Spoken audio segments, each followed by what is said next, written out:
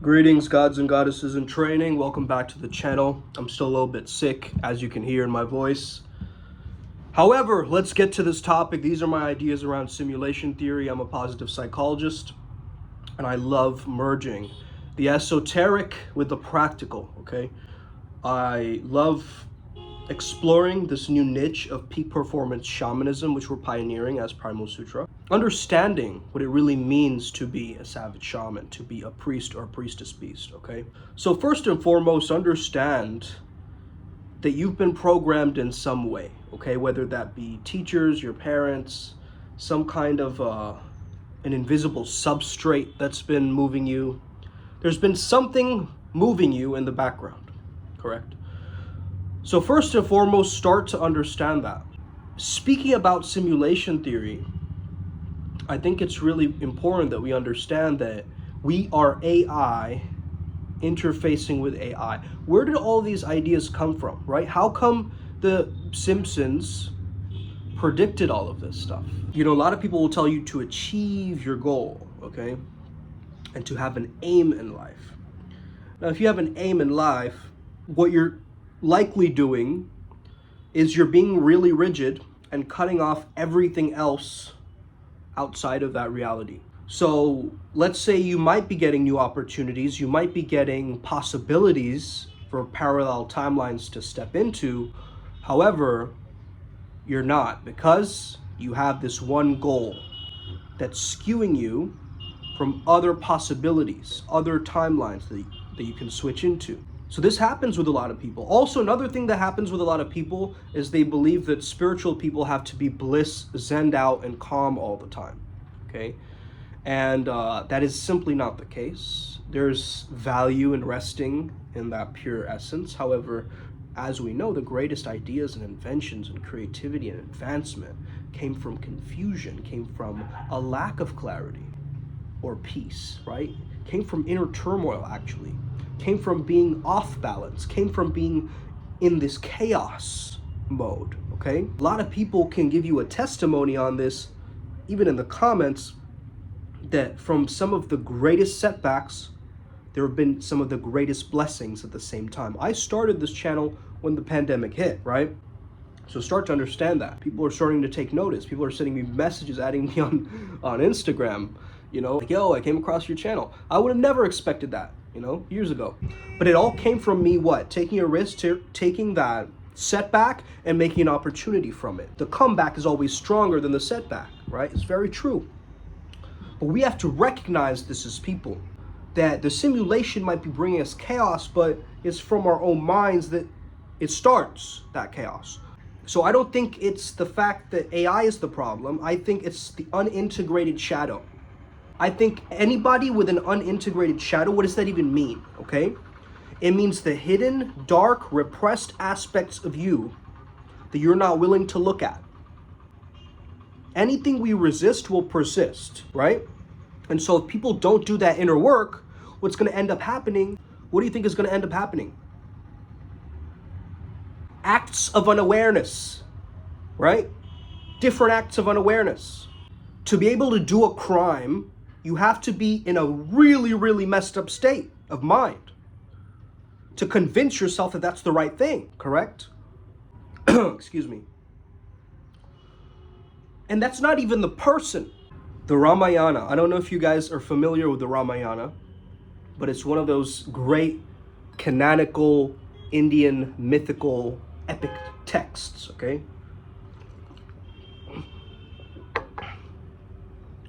Ravana, you know, stole Sita from Ram, but understanding that Ram was married to Sita, right? There was a merging of consciousness, and that consciousness is being split away. Rama has got to save his kidnapped wife, Sita. This story has been told in many different ways. But one of the ways in which Sita was distracted, understand this, guys. This is really key. And I think you can understand how Ramayana will break you out of the simulation, okay? Will make you the glitch. This is an idea that I got from Swami Chinmayananda. Very powerful concept. So his understanding was that this golden deer, which was a hallucination, a manifestation that the demon Ravana used in order to what? Convince Sita and get her mind distracted by what? The earthly pleasures, right? The materialism. A golden deer. A deer being very fast and quick with a fast-paced nature of society. So one moment when she takes her consciousness away from Rama, she gets caught by this golden deer's energy. Understand this, guys, okay? This is what is happening to all of us. We're going on our path, and then something distracts us towards that path, towards that Dharma, towards that Tao. What is it that takes us away? Or creates this distraction? Traction meaning creating momentum. The opposite of that, something taking you away from that momentum. People might say that, hey, these apps understand human psychology really well, so when we feel lonely, we start swiping on Tinder. Or, sending someone a message on Facebook. Okay? Or just endlessly scrolling, perhaps. We're feeling irritated, upset, and stressed out. And just like, a chain smoker is experiencing stress, we are scrolling the phone as a byproduct of our own self-generated boredom in our minds. Why? Because we're not challenging ourselves enough. That's the flow state paradigm. We are actually lacking meaningful challenge. Meaningful challenge. Meaningless challenge is just dumb. Okay, that's just a byproduct of living, unfortunately, right?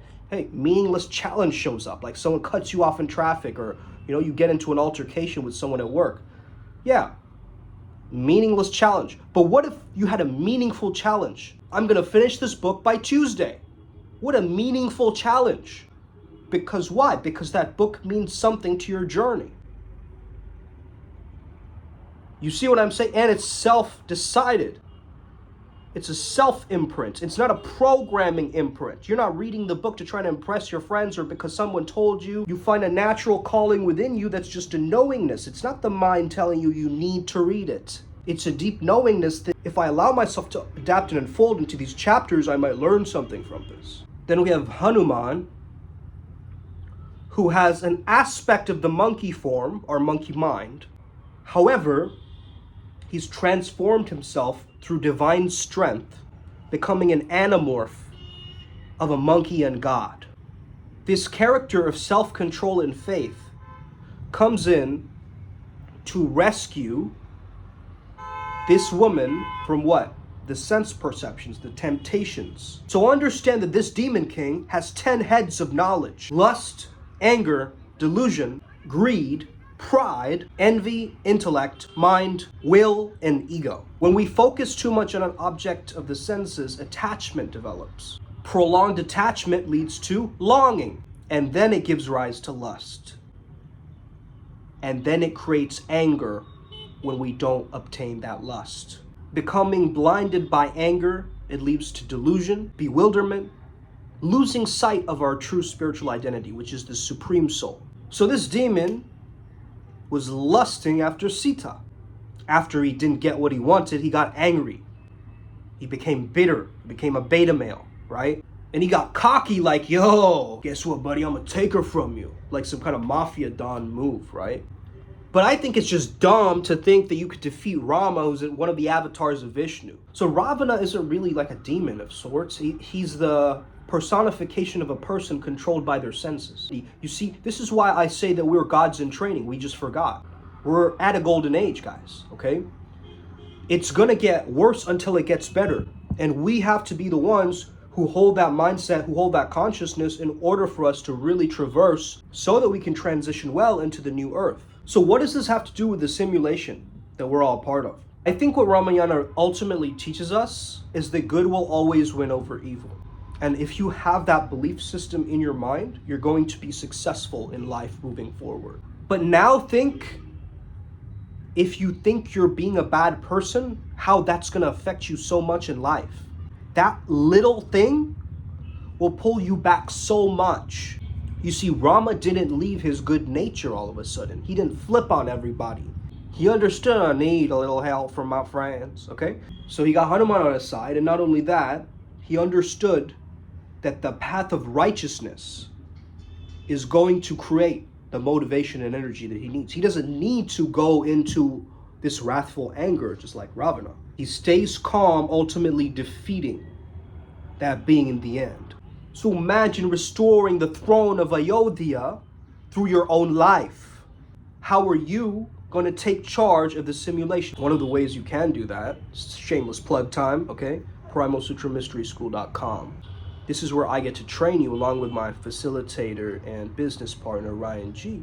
And together we've put together this incredible tech, okay? This incredible tech, which is basically to help you become the savage shaman of your community, of your lifestyle, of your worldview. Understand that Ravana's stubbornness was his downfall, which is exactly what I was explaining when it comes down to you being too rigid on this process or this journey. I'm noticing as I'm applying more flexibility and spinal realignment, okay? Kundalini understanding. Alex Ark understands this, okay? I was speaking to him very recently, Kundalini Kings, okay? So the understanding that you need a spinal movement along with a lifting motion in order to get into the crevices and cracks and really pull up that energy work through your lifting. So you could be lifting for years without doing this, without ever touching the spiritual or the divine or that mind-body-muscle connection. But then when it comes down to this, you start using your intuition properly with your own body and your own diet. If you understand the matrix, you understand one thing. The machine cannot control every detail of what every individual does within it. Any software developer knows if errors are going to crop up in the software, the most likely time for them to crop up is when the software is under stress. So you might be seeing more glitches in this world where you're like, how did that happen? Or is this even real, bro? If you're wondering those things, that's because the system is under stress. We need the help from the planet, Mother Gaia. Okay, we need that feminine energy of the 4D to help us move into 5D. But I also truly believe that we cannot have stronger women if we don't deal with the stronger men first. This is why we've chosen in Primal Sutra to really target towards men first. And well, you women are finding out about this throughout this process. There's more women joining this journey. Goddesses in training will be a thing in the future once, you know, my beloved or beloveds show up to the scene. So the universe has laws, right? Time, gravity, magnetism, energy, it has laws. Scientists spend their time studying these laws and creating new ones. However, there's also a non-physical universe in which these laws don't exist. When these beings cross the barrier to this world, we call them spirits, entities, ghosts, okay, aliens, whatever. This is because our physical brain has to translate and personify what it does not compute or understand. So giving it these avatars or structures of, oh, it's a ghost, helps us perceive it into something that we can relate to personally. Have you ever had it where you caught a glimpse of a future reality for yourself? I think we cannot force a glitch to happen. The only way that we can truly perceive this is through having a spiritual practice. You can start with meditation. A lot of people just put that word meditation out there. There's other ways to do this, obviously. However, if you learn to cross the border yourself like I have, please reach out to me, okay? Let's speak about this because I think this is fascinating. Whether you're a trance channeler or a hypnotist, or you've experienced some paranormal things, okay? Or you have explored these altered states of mind, this is what I'm truly fascinated in. The fear is just there to limit your experience. It's literally the boundary or border around your potential. Let's say that I'm inviting you to my home, and I tell you to leave all your old beliefs behind before entering this channeler, this YouTube vortex. If a thought arrives, you don't latch on, you continue back with the video and these awesome little patterns or whatever you're experiencing right now. Maybe you're like, oh, he's handsome. Maybe some of you are just focusing on the wrong thing. You're like, why is your ponytail a different color than your hair? Like, you know. When I stop my thoughts like this, and when I get rid of old belief systems, right? This process right now that you're experiencing. I feel so open and spacious at the same time, like I've awoken to a new reality. Let's say that you just got into a very big life-altering event in the negative, right? A very traumatic event. The thing that used to make you annoyed earlier, right? Like your kids, turning on the TV way too loud with cartoons or something. That will actually make you laugh now because it reminds you that you're still alive. You guys get that? You don't need to label what your true self feels like, because then that's more thoughts. You just need to experience it and love it and live it. So as you're living throughout your day and Ravana shows up all of a sudden, ego, anger, delusion, these random heads keep popping up out of nowhere. You know you got to use self-control and faith, send Hanuman to deal with it. Or you need to come back to your choice point, your Rama, Jai Shri Ram, okay? And then attack from there. Attack the day from there. From what? Pure consciousness. So just like Rama, what if you handled the world from the purview, from the perspective of virtue, rather than your vices, right? It would make you so powerful. The Varana Sena, or the monkey army, was instrumental to saving Sita as well. So I have a theory about this. I think the only way that you can meet a demon is to meet it in its own world view, in a sense. And so through the monkeys, it could be a racist thing too, calling Sri Lankans monkeys in a sense too. Okay, I'm not denying that fact. What I am saying is that this worldview, okay, of this Ravana, these 10, almost like the 7 deadly sins, right? That's coming at you. You need to adopt a sense of that monkey mind and paste them where that energy's at in order to transcend and transform it. And that's why Hanuman is in charge. So the Vanara Sena, the monkey army that was formed by Sugriva, so they made this bridge, they used their strength and agility, allowing Ram to cross the ocean in order for Rama to defeat Ravana, right? So this monkey selflessness is coming from that monkey mind of going from branch to branch to branch to branch, okay? That's the nature of that monkey.